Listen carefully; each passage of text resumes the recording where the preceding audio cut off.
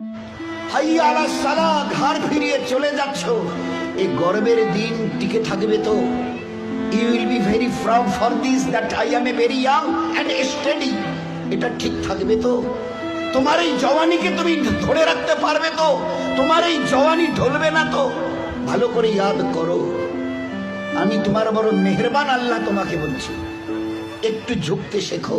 কি আছে তোমার কাছে গর্ব করার মতো? একটা জিনিস আমাকে দেখিয়ে দাও। আল্লাহ দেখিয়ে দিয়েছে তোমার কাছে তিনটে আছে, তিনটি। কি কি? এক, পায়ের নখ থেকে মাথার চুল পর্যন্ত নাপাক ছাড়া আর পাক বলে কোনো কিছু নেই তোমার কাছে। দেখাও একটা জায়গায়, এই জায়গাটা পাক আছে, বদবু ছাড়া খুশবু বের হয়, দেখাও। পুরুষ হওয়ার মেয়ে ছেলে, দেখাও না।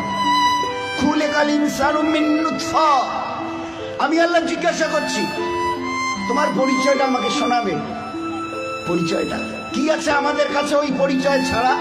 Few backness, we everybody were of a drop of a dirty fluid, nothing else. আমরা সবাই, আল্লাহ আমাদের পরিচয় জানতে চাইছেন। খুলিকাল ইনসানু মিন নুতফা, আমরা বড় ওই নাপাক মনির কাতরা থেকে আমরা জন্ম নিয়েছি। আমাদের পরিচয় few backness, we are a drop of a dirty fluid. আমরা এক বিন্দু নাপাক মনির কাতরা, এর চাইতে বড় পরিচয়। আচ্ছা, তোমার পায়ের নখ থেকে মাথার চুল পর্যন্ত একটা জায়গা দেখাবে যেখান থেকে খুশবু বার হয়, দেখাও।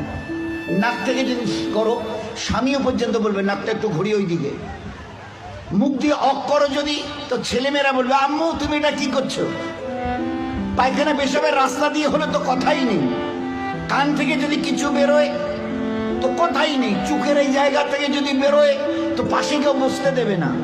এরপরে পুরো শরীরের এক একটা লোমের গোড়া থেকে যদি একটু করে ঘাম বের হয়, তো আমার নিজের বিবি, নিজের বেটা বেটি বলবে না আব্বু, স্বামী একটু হাতটা দাও তো, একটু চুমু দি। চুমু দি, ঘাম বেরোচ্ছে তো, তুমি তো হাজারো হলে আমার স্বামী, তুমি তো আমাদের আব্বু, তা একটু দাও না, একটু চুমু দি। কেউ দেখবে, সবাই আব্বু একটু হাতটা সরিয়ে নাও না, ঘাম বেরোচ্ছে। এই তো তোমার পরিচয়, পারে নখ থেকে মাথার চুল পর্যন্ত বদবু ছাড়া কোথাও। তিন, খুলিকাল ইনসানু মিন জাইফা, তোমরা বড় দুর্বল। আমি জিজ্ঞাসা করছি, 3.5 হাতের একটা এইরকম শরীর, সুঠাম চেহারা, আচ্ছা তোমার পিঠে কি বসে আছে? এইভাবে 2-3 বার দেখার পরে বলবে কই, দেখা তো যায় না। আচ্ছা, তা তুমি না খুব বুদ্ধির বড়াই করো, মডার্ন টেকনোলজি আর সায়েন্সের খুব গালগপ্প করো, তোমার নিজের পিঠে কি বসে আছে তুমি বলতে পারো না? বলে না, তা জানি। আচ্ছা 10 মিনিট পরে তোমার পজিশন অবস্থা কি থাকবে জানো তুমি? বলে আমরা কিচ্ছু জানি না। বাজারে যাবে বলে ব্যাগ নিয়ে মোটর সাইকেলের হুকে আটকে দিয়ে স্টার্ট করে, খালি বাজারে গিয়ে স্ট্যান্ড করে খালি পা দিয়ে স্ট্যান্ডটাকে খালি ঠিক করে দিয়েছে, পিছন থেকে একটা গাড়ি এসে ধাক্কা দিল আর সঙ্গে সঙ্গে ডেথ। লাশ নিয়ে বাড়ি চলে গেল। এসছিল বাজার করতে, বড় ঝোলা নিয়ে এসছিল, বড় আশা করে মেহমান অপেক্ষা করছে বাড়িতে। বাজার থেকে ব্যাগে বাজার যায়নি, তার লাশ চলে গেছে বাড়িতে। খুলিকাল ইনসানু মিন জাইফা। 4, আল্লাহ জিজ্ঞাসা করছে আব্দুর রহমান বয়স কত? হ্যাঁ আল্লাহ 42 চলছে। বাকি কত? I know nothing about my age. Nurjahan তোমার বয়স কত চলছে? আল্লাহ 45 চলছে। আচ্ছা এরপরে আর বাকি কত? তা আল্লাহ আমি কেমন করে বলবো? বললাম না তোমার নিজের বয়স। তাহলে তা তো জানি না। এই তো তোমার অবস্থা, এই তো তোমার অবস্থা।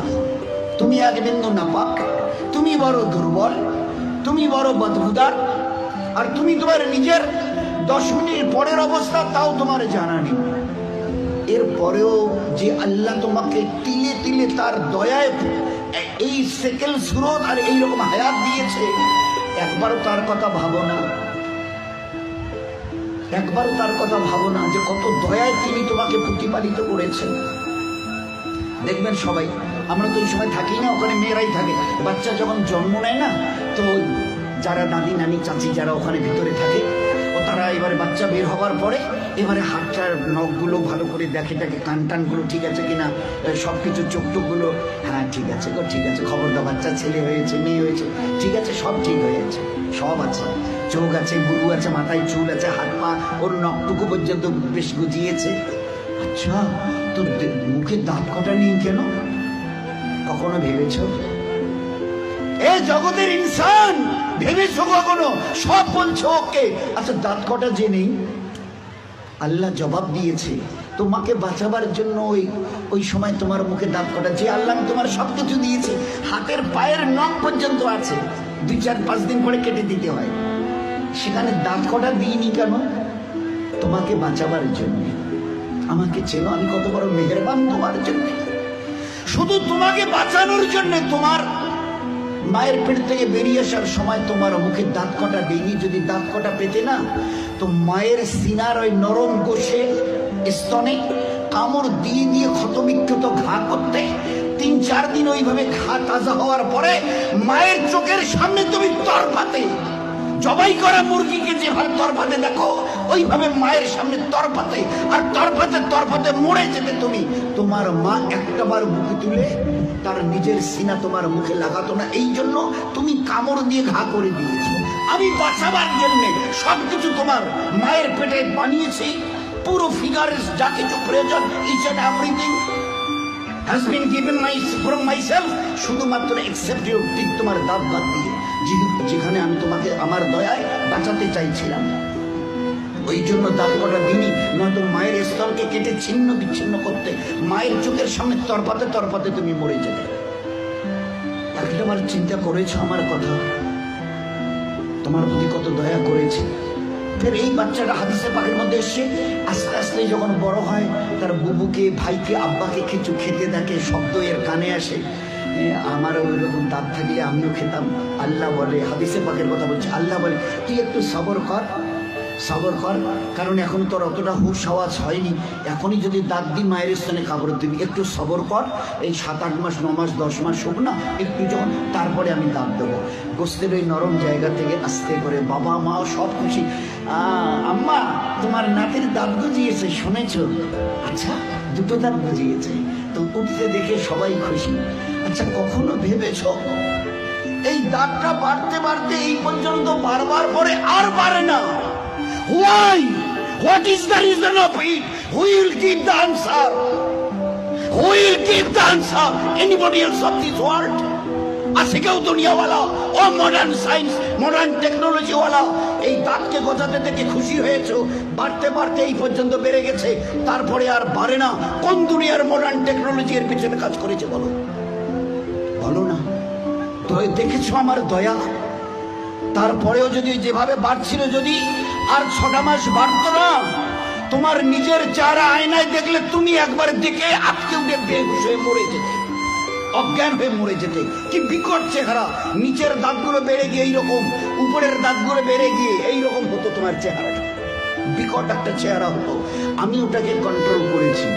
এই বাচ্চা তখন 7-8-10 মাসের, 1 বছর 1.5 বছরের বাচ্চা দেখে দাদা কি যেন, ভাইজান যেন কি কর্মর করে চিবোচ্ছে, বুবু যেন কি একটা খাচ্ছে শক্ত মতো, আব্বু যেন কি একটা শক্ত মতো চিবোচ্ছে, শোনা যাচ্ছে।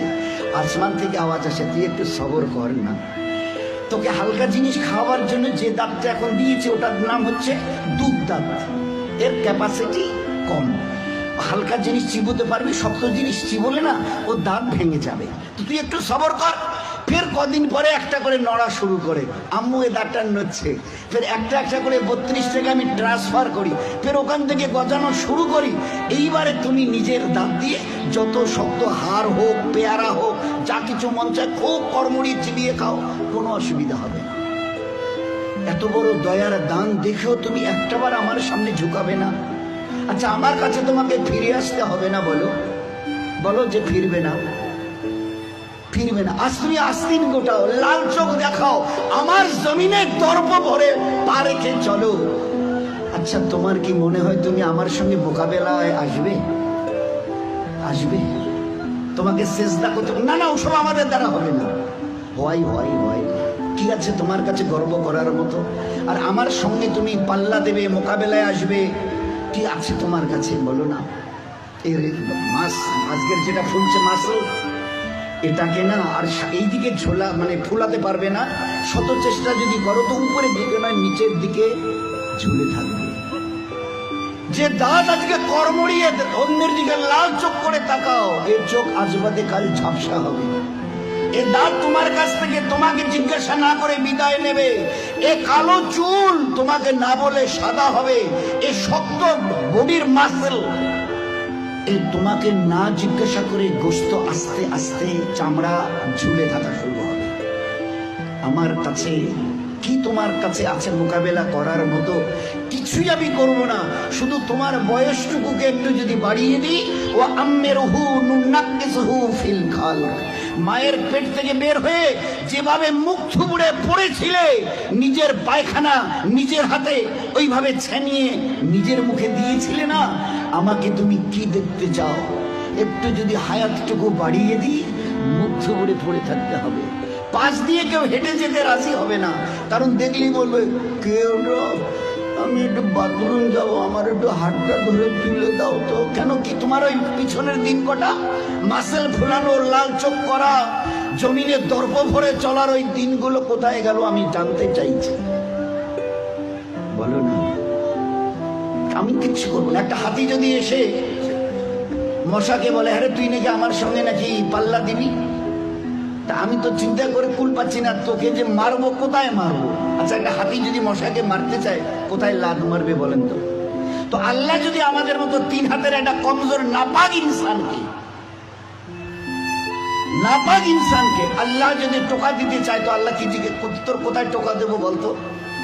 আমি আল্লাহ শত আসমান জমিনকে একদিন আমি আমার হাতের তালুতে নেব। লিল্লাহিল ওয়াহিদিল কাহার, শত আসমান ও জমিনকে আমি একদিন আমার হাতের তালু। তো আল্লাহ কত বড়! আর ওই আল্লাহর মোকাবেলায় যদি আমি আসি, তো আল্লাহ কি বলবে? ওই হাতির মতো মশাটাকে যদি বলে আরে তোরে আমি কোথায় ধরি আর কোথায় মারি বলতো? আর এই মশা যদি দ্বন্দ্ব নেয়, হ্যাঁ হ্যাঁ আসেন না হোক, মোকাবেলা হয়ে যাবে। তো বলেন, আজকে খুব চিন্তা করি, আমি যদি হায়াতটুকু বাড়িয়ে দিই, মুখ থুবড়ে পড়ে থাকবে আর নিজের হাতে পায়খানা ছানবে, পাশ দিয়ে কেউ যেতে রাজি হবে না। ওই দেখলে ডাকবে ধরো তো না, বাথরুম না, বসি তোলো তো। কেন তোমার ওই দিনগুলো কোথায় গেল? এইরকম বুক ঠোকা দিনগুলো তোমার কোথায় গেল? দোস্ত, ও দিন আসবে, ফের দুনিয়া থেকে বিদায় নিয়ে খোদার কাছে ফিরে যেতে হবে। আল্লাহ কুল্লু নাফসিন যায়কাতুল মাউত সুম্মা ইলাইনা তুরজাউন। কে আছো দুনিয়ায়? ঝুপড়িওয়ালার কুরসিওয়ালা কে আছো যে আমার কাছে আসবে না?